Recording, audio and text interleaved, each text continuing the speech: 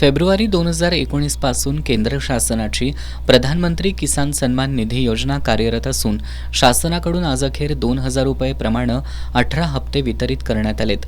24 February 2025 रोजी 2024 ते मार्च 2025 या कालावधीतील 19वा हप्ता वितरित होणार असून विविध त्रुटीच्या पूर्ततेअभावी अनेक लाभार्थी आगामी हप्त्याच्या लाभापासून वंचित राहू शकतात। यासाठी 21 फेब्रुवारी 2025 पर्यंत शेतकऱ्यांनी आपल्या कागदपत्रांची ई-केवायसी प्रमाणीकरण, स्वयं नोंदणीकृत शेतकऱ्यांची नव्यानं नोंदणी मान्यता, बँक खाती आधार लिंकिंग आणि भूमी अभिलेख नोंदी अद्ययावत करून घ्यावीत, असं आवाहन जिल्हा अधीक्षक कृषी अधिकारी जालिंदर पांगरे यांनी केलंय।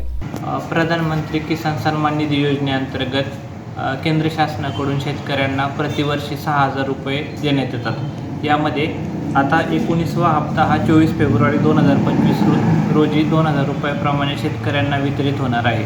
कोल्हापूर जिल्ह्यामधील काही शेतकऱ्यांची ई-केवायसी, त्याचबरोबर लँड सीडिंग, आधार अपडेट करणं, आधार बँकशी संलग्न करणं या गोष्टी प्रलंबित आहेत। अशा शेतकऱ्यांना या हप्ता मिळवण्यामध्ये अडचणी निर्माण होऊ शकतात। तर या बातमीच्या अनुषंगाने मी कोल्हापूर जिल्ह्यामधील शेतकऱ्यांना आवाहन करतो की आपण गावामधील कृषी सहाय्यक, सेतू केंद्र, त्याचबरोबर बँक आणि पोस्ट खात्यामध्ये जाऊन आपले आधार कार्ड हे बँक खात्याशी संलग्न करून घ्यावे।